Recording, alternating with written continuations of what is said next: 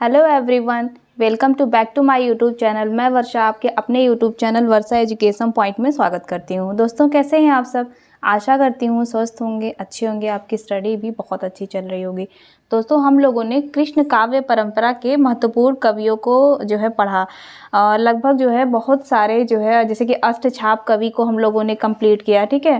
और नरोत्तम दास और रहीम दास, ठीक है, इन सब के बारे में हम लोग पढ़ा। आज हम लोग की जो है कृष्ण काव्य परंपरा के जितने भी महत्वपूर्ण कवि हैं, आज लास्ट जो है दोस्तों क्लास है। इसके अंतर्गत हम लोग आज मीराबाई को पढ़ेंगे और आज हम लोग का जो है कृष्ण काव्य परंपरा ख़त्म हो जाएगा। फिर हम लोग सगुण भक्ति काव्य धारा के अंतर्गत जो है राम भक्ति काव्य धारा है उसको स्टार्ट करेंगे, ठीक है। तो चलते हैं हम लोग अपने क्लास की तरफ।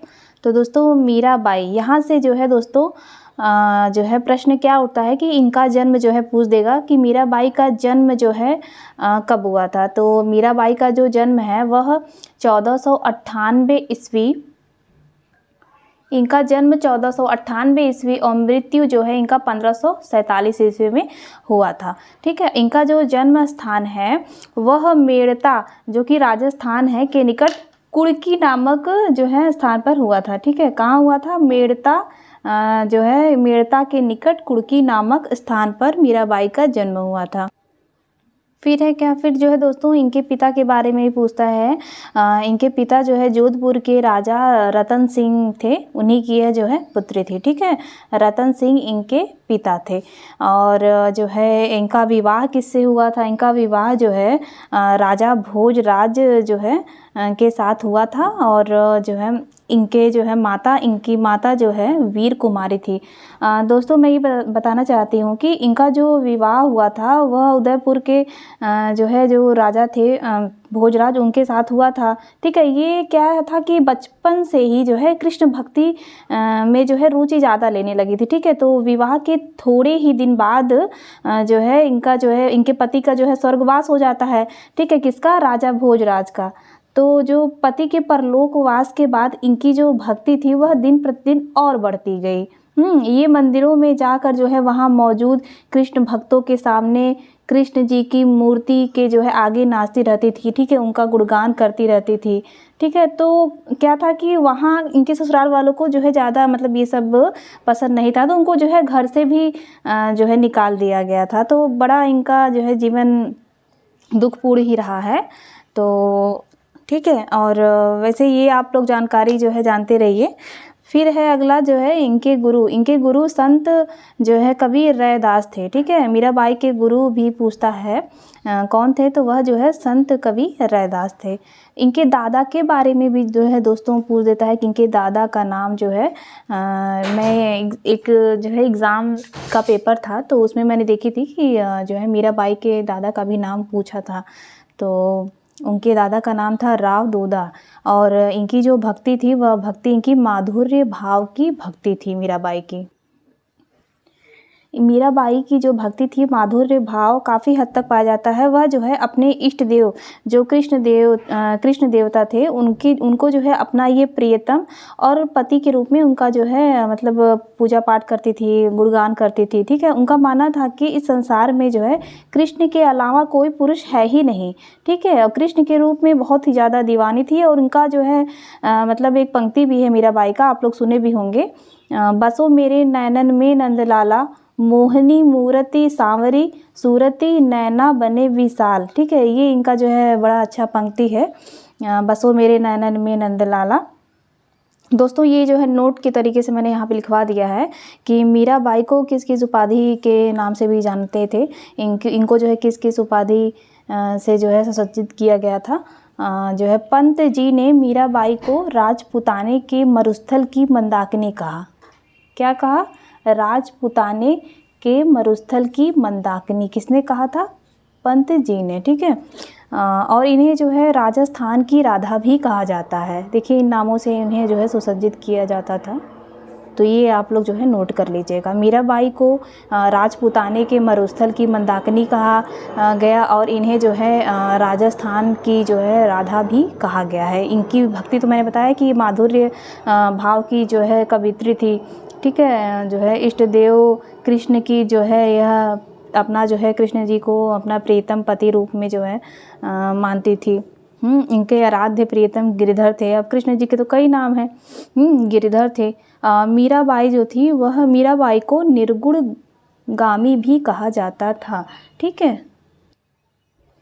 फिर दोस्तों ये देखिए मैंने नोट में लिखा है कि कहा जाता है कि एक बार इन्होंने तुलसीदास को पत्र लिखा। अच्छा, मैंने बताया था कि मीराबाई को जो है घर से निकाल दिया गया था। ठीक है, क्योंकि ये जो है कृष्ण भक्ति में इतनी ज़्यादा लीन थी और इनके जो परिवार वाले थे उनको अच्छा नहीं लगता था। ठीक है, उन्होंने जो है कई बार मीराबाई को विष देकर मारने की कोशिश की और घर वालों के इस प्रकार के व्यवहार से परेशान होकर वह जो है द्वारका वृंदावन चली गई। हाँ, वहाँ जो है जहाँ जाती थी वह लोगों द्वारा काफ़ी ज़्यादा सम्मान मिलता था। हाँ, और इनको जो है लोग देवियों जैसा मतलब प्यार और सम्मान देते थे। ठीक है, इसी दौरान इन्होंने तुलसीदास को एक पत्र लिखा था। ठीक है, तुलसीदास को क्या पत्र लिखा था कि स्वास्त्री सी तुलसी कुलभूषण दूषण हरण गोसाई 12 बार प्रणाम करहूँ अब हरहूँ लोक गोसाई। ठीक है, ये पत्र इन्होंने अपने पारिवारिक लोगों द्वारा भजन कीर्तन करने पर आपत्ति जताने हेतु दुखी होकर तुलसीदास जी को लिखा था। तो इस पर जो है तुलसीदास ने विनय पत्रिका का यह पत्र उत्तर में इनके जो है भेजा। क्या था वह? जाके प्रिय न राम वैदेही जो है तजिए ताही कोटि बैरी सन यद्यपि परम स्नेही। ठीक है, विनय पत्रिका का जो है यह है। ठीक है दोस्तों, ये आप लोग याद रखिएगा, तुलसीदास जी ने प्रत्युत्तर में जो है दिया था। और मीराबाई की प्रसिद्ध जो है रचनाएं कौन कौन सी हैं? प्रसिद्ध इनकी रचनाएं हैं गीत गोविंद की टीका, नरसिंह जी का मायरा, राग गोविंद, रुक्मिणी मंगल, सत्यभामा नो रूषणम, मीराबाई की गरबी और है अगला मीराबाई का मलाल और मलार राग सोठा। तो ये जो है मीराबाई के प्रसिद्ध रचनाएं हैं जो है दोस्तों, 9 रचनाएं, ये आप लोग रट लीजिएगा। वैसे तो ज़्यादातर इम्पोर्टेंस में गीत गोविंद की टीका, नरसिंह जी का मायरा और राग सोठा तो है ही, और ये राग गोविंद, रुक्मिणी मंडल। ठीक है, ये सब जो है बहुत इम्पोर्टेंट इनकी प्रसिद्ध रचनाएं हैं जो कई बार जो है एग्ज़ाम में पूछा गया है। फिर नोट में मैंने ये लिखवाया है दोस्तों कि मीराबाई के काव्य की जो भाषा थी वह किस प्रकार थी? तो वह जो है राजस्थानी मिश्रित ब्रज भाषा थी। ठीक है, ये भी पूछ देता है कि मीराबाई जो है की जो भाषा थी, काव्य भाषा, वह किस प्रकार की थी? तो वह जो है राजस्थानी मिश्रित ब्रज भाषा थी। ठीक है, इसमें जो है वियोग श्रृंगार एवं शांत रसों की प्रधानता इनके काव्यों में मिलते हैं। फिर अगले महत्वपूर्ण कृष्ण काव्य परंपरा के कवि हैं रस खान। रस खान का जो जन्म है वह 1533 ईस्वी में हुआ। इनकी मृत्यु 1618 ईस्वी में। इनका जो मूल नाम है वह था सैयद इब्राहिम। ठीक है, यह भी जो है दोस्तों पूछता है इनका मूल नाम। ठीक है, इनका जो जन्म हुआ था वह जो है दिल्ली में हुआ था और जो है सवैया छंद में कृष्ण लीला का गान करने वाले प्रथम कवि कौन माने जाते हैं? वह जो है रस खान माने जाते हैं। ठीक है, सवैया छंद में कृष्ण लीला का गान करने वाले प्रथम कवि रस खान माने जाते हैं। ठीक है, तो दोस्तों ये आप लोग याद रखिएगा कि सवैया छंद में कृष्ण लीला का गान करने वाले प्रथम कवि कौन थे? वह जो है रस खान थे। रस खान जो है यह जो है कृष्ण भक्त थे। ठीक है, ये आप लोग याद रखिएगा, रस खान जो है किसके भक्त थे? यह जो है कृष्ण भक्त थे और इन्होंने गोस्वामी विट्ठल नाथ से दीक्षा ली थी। ठीक है, ये आप लोग जो है यहाँ पे लिख लीजिए, इन्होंने दीक्षा किससे ली थी? गोस्वामी विट्ठल नाथ से।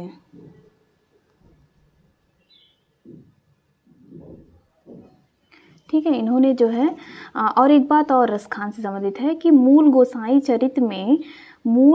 चरित्र में यह उल्लेख है कि तुलसीदास ने सर्वप्रथम रामचरितमानस रस खान को ही सुनाया था। ठीक है, ये आप लोग याद रखिएगा कि तुलसीदास ने सर्वप्रथम रामचरित जो मानस था उनके द्वारा लिखित जो है रचना, वह किसको सुनाया था? वह इन्होंने रस खान को ही सर्वप्रथम सुनाया था। ठीक है, ये आप लोग याद रखिएगा। फिर है आचार्य रामचंद्र शुक्ल ने क्या कहा है इनके बारे में। आचार्य रामचंद्र शुक्ल कहते हैं कि और कृष्ण भक्तों के समान इन्होंने गीत काव्य का आश्रय न लेकर कवित्व सवाइयों में अपने सच्चे प्रेम की व्यंजना की है। ठीक है, ये जो है रामचंद्र शुक्ल का कथन है कि और कृष्ण भक्तों के समान इन्होंने गीत काव्य का आश्रय न लेकर कवित्व सवैयों में अपने सच्चे प्रेम की व्यंजना की है। किसने? रस खान ने। ठीक है, अब इनकी जो है प्रसिद्ध कृति कौन कौन सी है देख लेते हैं हम लोग। इनकी जो है दोस्तों प्रसिद्ध कृति है जो है सुजान रस खान। ठीक है, इसमें जो है कुल 214 छंद हैं। ठीक है, याद रखिएगा कि सुजान रस खान में कुल 214 छंद हैं।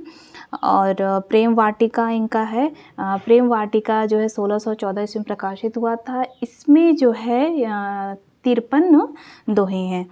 फिर है इनका दान लीला। दान लीला में 11 छंद हैं। यह जो है एक प्रकार का खंड काव्य है। और अष्टयाम रस खान का जो है ये भी बहुत ही बार पूछता है, वैसे तो चारों इनका बहुत इंपॉर्टेंट है।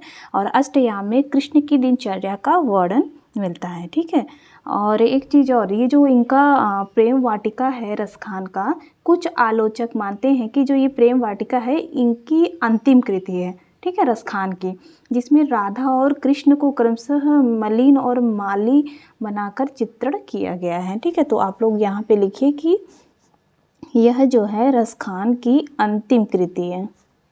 ठीक है, इसमें जो है कृष्ण और राधा को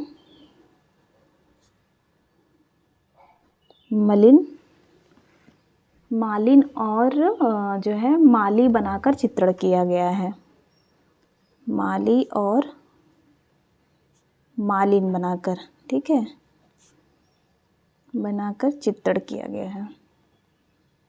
ठीक है, किसमें? प्रेम वाटिका। प्रेम वाटिका कुछ आलोचक मानते हैं कि प्रेम वाटिका रस खान की अंतिम कृति है, जिसमें राधा और कृष्ण को क्रमशः मालिन और माली बनाकर जो है चित्रण किया गया है। ठीक है, ये याद रखिएगा आप लोग। और भारतेंदु हरिश्चंद्र ने क्या जो है लिखा है इनके बारे में कि जो है इन मुसलमान हरिजन पर कोटिक हिंदू वारिये। ठीक है, इन मुसलमान हरिजन पर कोटिक हिंदू वारिये, यह भी कई बार पूछता है, यह रस खान के संबंध में है।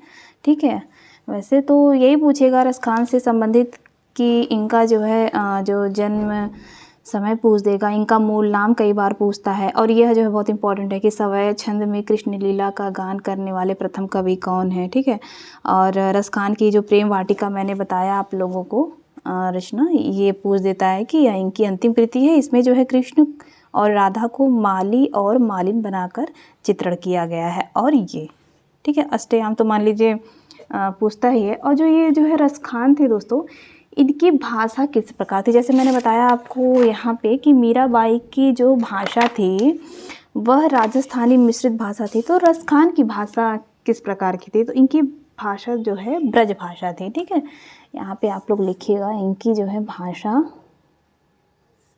एक तरीके से जो है शुद्ध परिमार्जित ब्रज भाषा। ठीक है, शुद्ध परिमार्जित ब्रज भाषा। अधिकतर कृष्ण काव्य परंपरा के जो कवि थे उनकी भाषा ब्रज भाषा ही है। और जो इन्होंने जो है इनका जो है जैसे जो गुड़ नहीं होता है, ओज गुड़, प्रसाद गुड़, माधुर्य गुड़, तो इन्होंने माधुर्य और प्रसाद गुड़ से अपनी भाषा को और जो है सरल और सहज बनाया था। ठीक है, गुड़ भी यहाँ लिख देते हैं, माधुर्य और प्रसाद, माधुर्य और प्रसाद गुड़ से इन्होंने अपनी भाषा को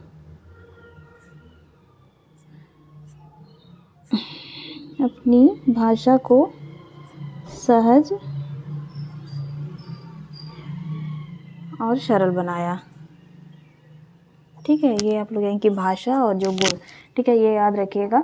और बस इतना ही रसखान से संबंधित जो भी पूछेगा यही पूछेगा, और बहुत पूछेगा तो जैसे कि ये मैंने बताया कि इसमें कुल कितने छंद हैं, ठीक है, दोहे कितने हैं, यह दान लीला इनका खंड काव्य है, अष्टयाम इनकी दिनचर्या, कृष्ण की दिनचर्या का वर्णन है, ठीक है। तो दोस्तों अब हम लोग जो है लगभग जितने भी जो है कृष्ण काव्य परंपरा के कवि थे उनको अच्छे से पढ़ा। कल की क्लास में अब सगुण भक्ति काव्य धारा को पढ़ेंगे। और इस प्रकार से दोस्तों उम्मीद करते हैं आपको जो है क्लास अच्छी लगी होगी। तो दोस्तों लाइक ज़रूर करिएगा, शेयर करिएगा, ठीक है, और अपनी पढ़ाई ऐसे अच्छे से करते रहिए, ठीक है। तब तक के लिए धन्यवाद।